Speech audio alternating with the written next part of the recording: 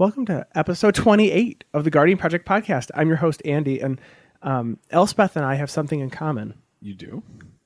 We're both escaping. Escaping? Well, she's escaping the underworld, and I'm escaping work for 2 weeks for vacation. That's awesome. And I'm your co-host, Mike Hoyle, and I have a new deck with creatures strictly with either haste or +1/+1 counters. Building it was a riot. That was great. Please listen carefully. And since the holidays are in full swing, we didn't want to leave you without the sultry tones of our lovely voices. So we're recording 2 shorter episodes as we move into the new year, prepping for season 2. And what's the difference between season 1 and season 2, you ask? Nothing. It's just we're going to be in 2020 instead of 2019. Yeah, we'll talk about Commander. Oh, no, that's the same thing. That's the same thing. Oh, yeah, okay. Yeah, it's pretty close. It's pretty close. Yeah. And this is the podcast where we talk about all things Magic the Gathering. Especially Commander. We didn't do that for the last episode, did we? We didn't do that for the New Year's episode. For the future episode. The next episode you hear, which was recorded in the future. No, it was recorded in the past. It was recorded in the past from what we're talking, but in the future from what you're hearing. We didn't record our tagline. Mind freak. And this week we're going to talk about what? We're going to talk about the Theros Beyond Death spoilers that have come out along with theme boosters. Yeah. And what we think of theme boosters. Our personal opinions on theme boosters. Yeah, so these theme boosters. We've had a few, the mechanics were released. There's an article that came out. We have Escape, Devotion, Constellation, and Saga's Return. I like the Return of Sagas. And it's a really good saga as well.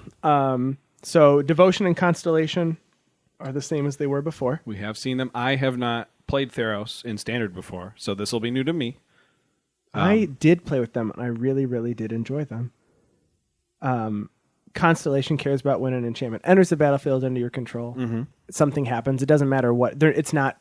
I guess consistent. What happens? There can be counters. There can be drawing a card. There can be minus to creatures. There can be whatever. But it cares about when an enchantment enters. If it gets countered, it doesn't enter. It doesn't happen. Yep. Devotion cares about specific colored pips in the CMC of the card, not activated abilities. Right. It can be you make creatures equal to your devotion, you make mana equal to your devotion, power or toughness equal to devotion. You drain each opponent equal to your devotion, and you gain that much life.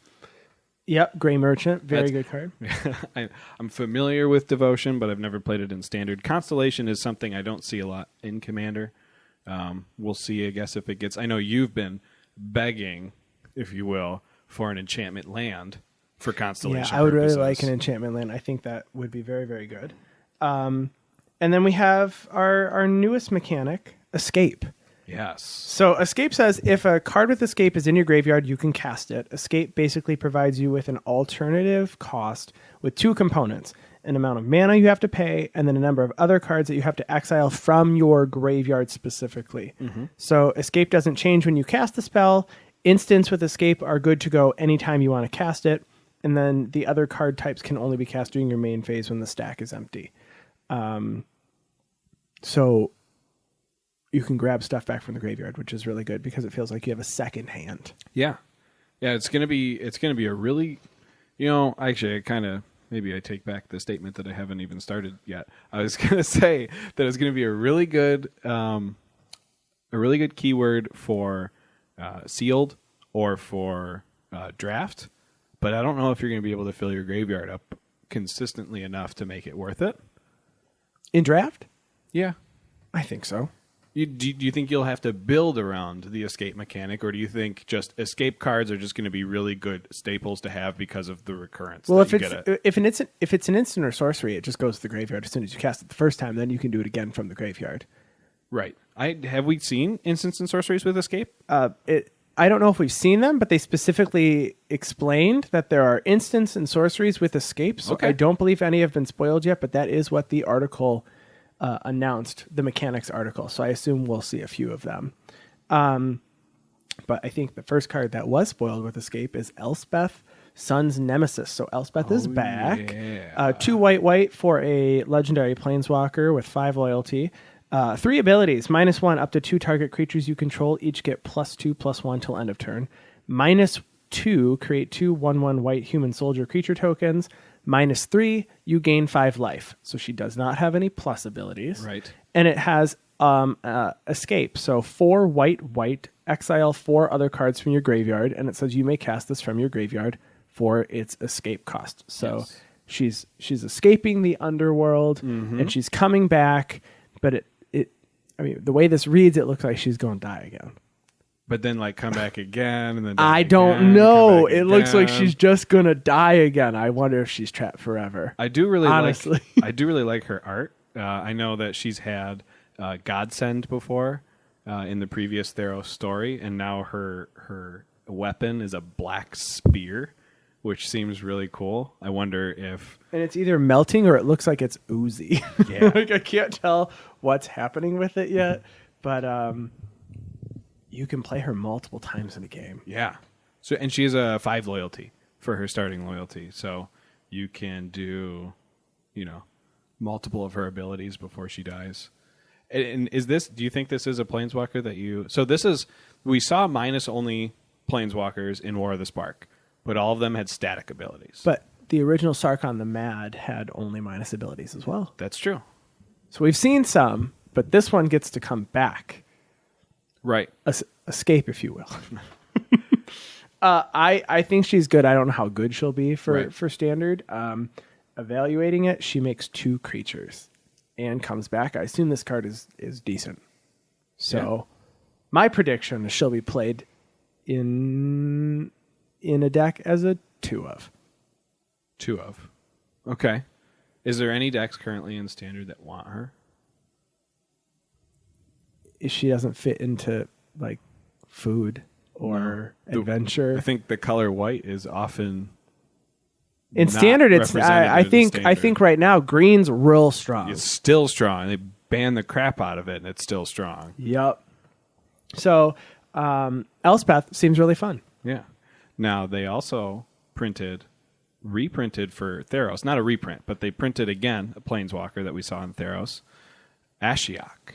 Ashiok is back. Ashiok is referred to as Ashiok. Ashiok is Ashiok. Ashiok is Ashiok. So there are no pronouns there. That's right. Ashiok is the proper noun and the only noun used to refer to Ashiok.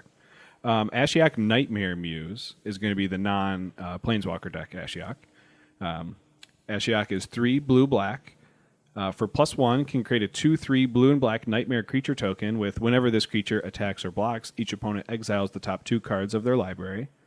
A -3, return target non-land permanent to its owner's hand, then that player exiles a card from their hand. And a -7 of you may cast up to 3 face-up cards your opponents own from exile without paying their mana costs. 5 loyalty.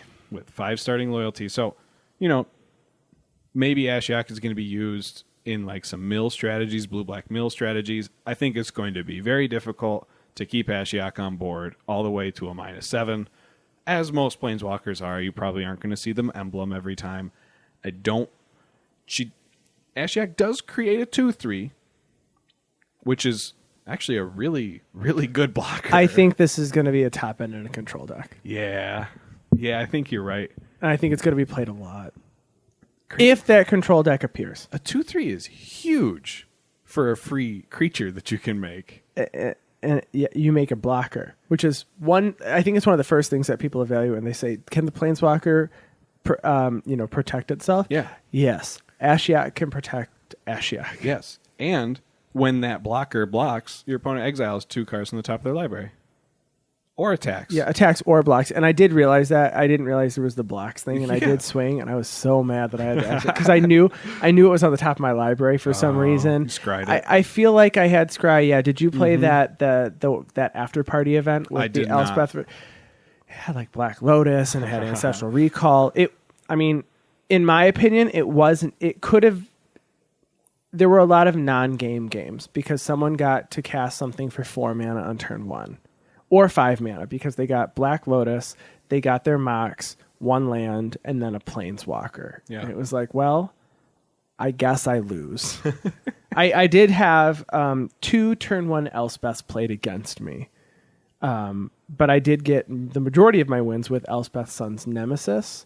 In the end. In the beginning, I got most of my wins with Ashak, but overall, Elspeth was the stronger deck for me. But Yeah. I think Ashak's great. Yeah, I do really like that 5's card. high, though, so I don't think it'll be played as more than a 2 or a 3 of at most. Just my prediction. Yep. I can see like an Esper Shell right now playing 3 fairy, and then with this as a top end. Teferi Time Raveler. Yes, the 3 mana Teferi Time Raveler. With Ashiok at the top end, hand control early, counter spells mid, Ashiok as your top. It seems like a good deck. It seems good. We'll see what other kind of support we get when more cards get spoiled. Let's jump to the saga that was previewed. Sure. The Akroan War. So 3 in a red for a saga that has on the first chapter is gain control of target creature for as long as the Akroan War remains on the battlefield. The second is until your next turn, creatures your opponents control attack each combat if able. And then the third is each tapped creature deals damage to itself equal to its power. I think this is really good, and I think this will be played in Commander. Yeah. Just my opinion. I don't normally think that things like this are that great.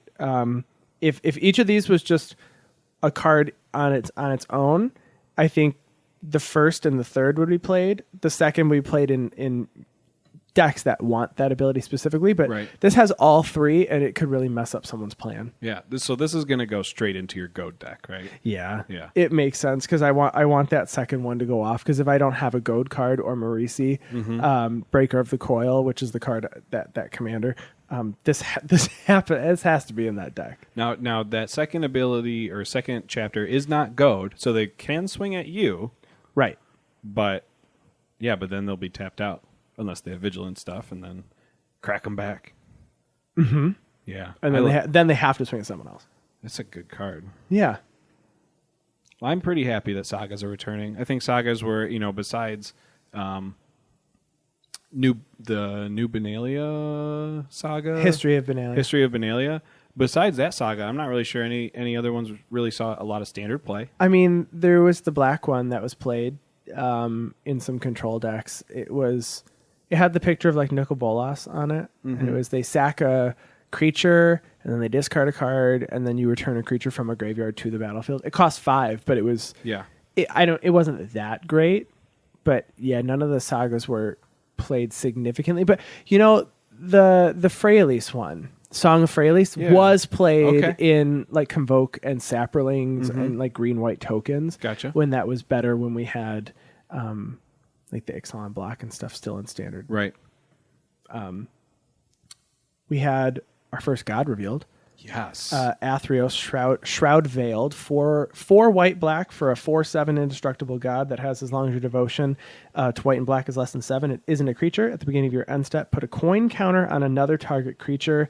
Not specifically that it doesn't have to be one you control. And then whenever a creature with a coin counter on it dies or is put into exile, return it to the battlefield under your control. Or is put into exile? So you can blink, you can exile, you can get rid of a creature your opponent controls if you decide to put a coin counter on it, and then it comes back under your control. It's really good. Doesn't work with their commander, though, because they can put that in the command zone. That's true. But this is pretty great, and I think it's fairly costed for that gross ability. Yeah, well, it's indestructible when it comes, and it's not a creature. Right. When it first comes out, unless your devotion is already up there. But yeah, no, it's amazing. I think it'll be a fun commander deck for people to build around. Yeah. And it gives you another reason to play Path to Exile. And just more than getting rid of it, you bring it back under your control. I was looking at this to see if there was any sort of card that would like take a counter that's on one creature and then duplicate that counter for like every other creature or something like that. I wasn't able to find any cards that do things like that. So you might have to, do it one creature at a time, but there's definitely some value creatures you can play in your own deck and then steal all the value creatures that your opponents play. It's going to be great. Yeah, I think it's fun. We see a return for Daxos. Daxos Blessed by the Sun, a 2/0 that costs white. 2-star. It is star. Oh, it is 2-star. I don't know why Yes. this is showing 2-0. Because it's probably a screenshot from Arena. Probably. Yeah. You're right. So it is 2-star. Daxos toughness. Daxos's toughness is equal to your devotion to white. Whenever another white creature enters the battlefield or dies, you gain 1 life. Whenever another You control. another creature, not white creature, just Oh, you're another right. creature. Whenever another creature you control enters the battlefield or dies, you gain 1 life. Yeah. I like that it's just when it enters. You just gain a life. Yeah, and then when it dies, you gain a life. We have the Ajani that makes Ajani's Pride Mate for the -. We have a life gain deck already in Standard. Yeah. It's don't fringe, think but this will help it a lot. Yeah. A lot. I mean, even if it's probably only a 2 of, maybe a 3 of. Oh, it's legendary. That's the only reason I say this. I don't know. You don't want to draw more than 1. You don't play it. I mean, you don't play it unless you have to. After they board wipe, then you play your other one. And when they board wipe, you gain 40 life. I know, but I don't want to have it sit in my hand. I can understand that, especially if I you're do playing think it's white. cool though. I don't Yeah. know. I don't know how much Commander wants this card, but I think it's fun. It would be interesting to see if you could make a mono white token deck work in Commander. I know mono white is very weak in Commander with the support that we have now. Maybe they'll have some extra white devotion cards here in the new Theros block to make a mono white token generator life gain deck work. Right. It would be cool. Yeah.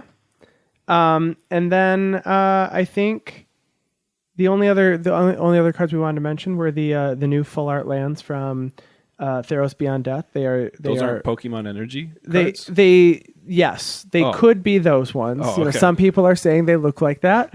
I don't 100% disagree. Yeah. But they do. They're all constellation-y and they're out in the stars. So if you are looking to pick up full art lands, here you go. If you weren't playing during the Zendikar block, if you didn't play any of the unsets, Amonkhet had some. Yeah. And then there was another one. Hour of Devastation. I guess the Amonkhet blocks. Yep. You can get some full art lands. Mm-hmm. And that's what we have for that. Yeah. And so the more recent thing that came out for spoilers were these theme boosters that they have. Theme boosters by colors. They have theme boosters out right now. They started bringing out theme boosters for the Ravnica blocks where they would themed after guilds. Since then, they've released theme boosters for colors.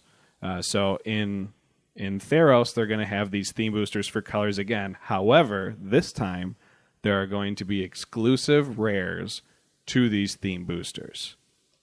and I'm not sure if I like that. It's a cool idea. It's a way to get folks to, I guess, pick up packs if they're looking for specific colors. But there are some cards in here that are great for Commander, and I just don't know if that's necessarily the best way to get these types of cards into circulation. I really dislike this.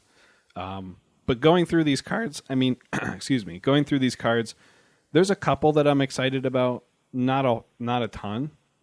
And I don't know if I'm going to go out of my way to buy, like you said, to go out of my way to buy the theme boosters just to get these couple cards or wait to just get singles.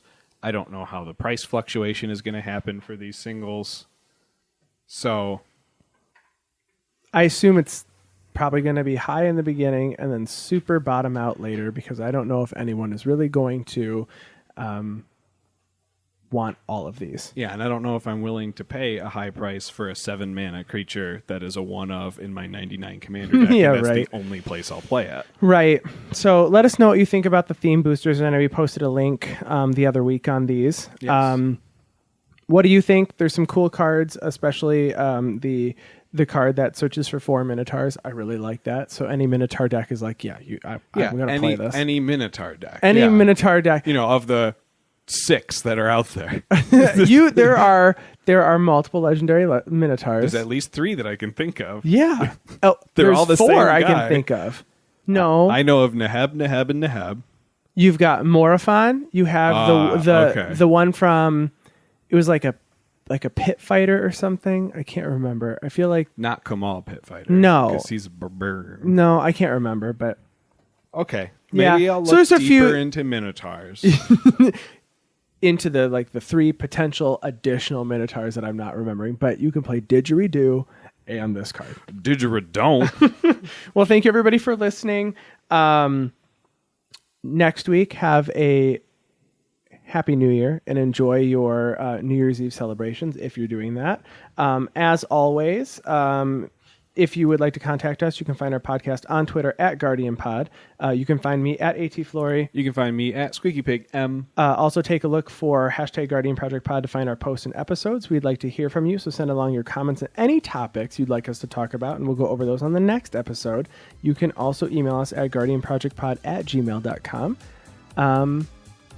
And you'll get one more episode from us as part of season 1, and then it's on to season 2 in January. We're gonna have new superpowers in season 2. It'll be cool. Yeah, I can see through walls. Well, I mean, they only have Defender. It's like whatever. Goodbye. Bye bye. Okay, that's it. We did it. Should we clap? 10 minutes, my ass. Well, I thought we were gonna make it 10 minutes. We're doing just 2 10-minute episodes for 10-minute episodes for 10-minute episodes for